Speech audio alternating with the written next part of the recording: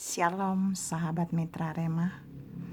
Hari ini tanggal 5 Januari kita akan sama-sama mendengarkan firman Tuhan yang terambil dari kitab Habakuk 3 ayat yang ke-17 sampai ayat yang ke-19.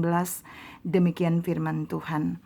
Sekalipun pohon ara tidak berbunga, pohon anggur tidak berbuah, hasil pohon zaitun mengecewakan, sekalipun ladang-ladang tidak menghasilkan bahan makanan. Kambing domba terhalau dari kurungan, dan tidak ada lembu sapi dalam kandang. Namun aku akan bersorak-sorai di dalam Tuhan, beria-ria di dalam Allah yang menyelamatkan aku. Allah Tuhanku itu kekuatanku. Ia membuat kakiku seperti kaki rusa. Ia membiarkan aku berjejak di bukit-bukitku. Demikianlah firman Tuhan. Yang berbahagia adalah kita yang mendengarkan firman Tuhan, tetapi kata firman Tuhan, lebih berbahagia adalah kita yang mendengarkan firman Tuhan dan yang memeliharanya. Hari ini kita akan sama-sama membahas tentang rahasia tenang menghadapi krisis. Rahasia tenang menghadapi krisis.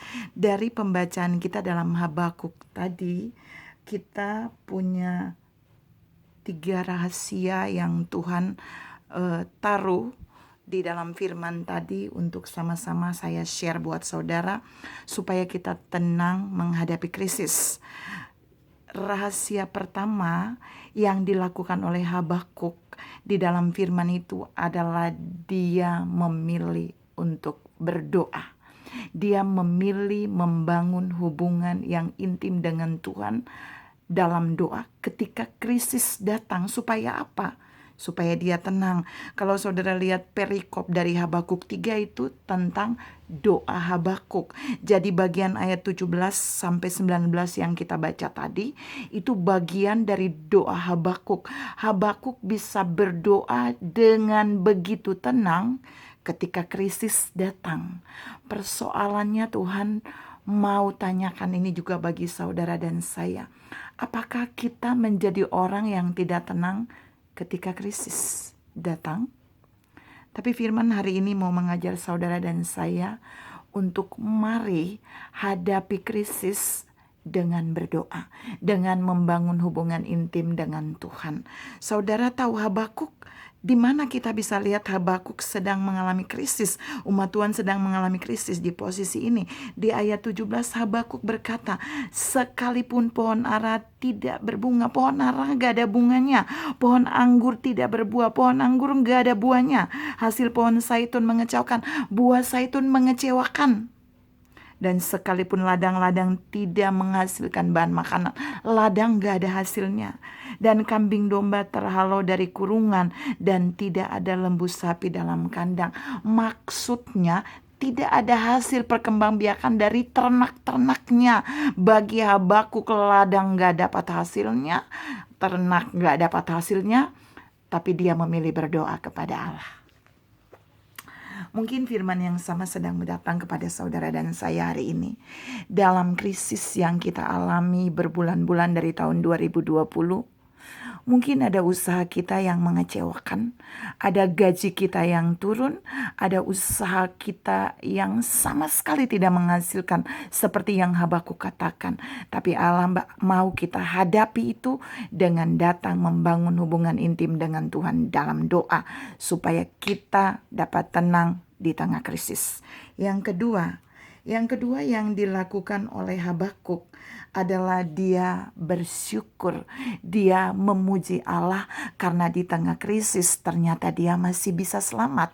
Karena di tengah krisis dia masih hidup. Berapa banyak saudara dan saya hanya melihat krisisnya saja yang kita alami, tapi kita tidak melihat bahwa di tengah krisis Allah memberikan kita kehidupan, Allah memberikan kita selamat, Allah memelihara kita bisa bertahan di tengah krisis. Sekalipun hasil pekerjaan, pelayanan yang kita lakukan mungkin mengecewakan hasilnya karena krisis, tapi bersyukurlah karena kita masih bisa hidup dan selamat, karena kita masih bisa sehat dari setiap sakit penyakit yang sedang menyerang banyak orang di bangsa-bangsa, bahkan di bangsa kita. Ini juga Habakuk lakukan di tengah krisis. Dia memuji Allah, dia bersorak-sorai, dia beria-ria. Karena apa? Karena dia selamat, karena Allah menyelamatkan dia sekalipun hasil ladang dan ternak dia mengecewakan. Yang ketiga, supaya saudara dan saya tenang menghadapi krisis, ternyata yang ketiga, kita harus percaya seperti Habakuk bahwa di tengah krisis Allah memberikan kekuatan yang supranatural untuk dia dapat berjalan di tengah krisis. Kita lihat di ayat 19, Habakuk berkata, Allah Tuhanku itu kekuatanku. Ia membuat kakiku seperti kaki rusa. Ia membiarkan aku berjejak di bukit-bukitku. Jadi kaki rusa, Habakuk bisa berjalan dengan kekuatan seperti kaki rusa yang berjejak, yang gak kenal capeknya, yang gak pernah lesu, tapi bisa berjalan dengan cepat karena ada kekuatan Allah yang luar biasa. Tuhan mau katakan buat saudara dan saya saat ini bahwa saat krisis datang, sesungguhnya Allah akan memberikan kekuatan yang supranatural bagi saudara dan saya untuk bisa berjalan di tengah krisis. Allah akan berikan kekuatan bagi saudara dan saya untuk bisa menjalankan bisnis kita di tengah krisis. Allah bisa memberikan kekuatan bagi saudara dan saya secara supranatural untuk membuat pelayanan kita dapat terus berjalan di tengah krisis.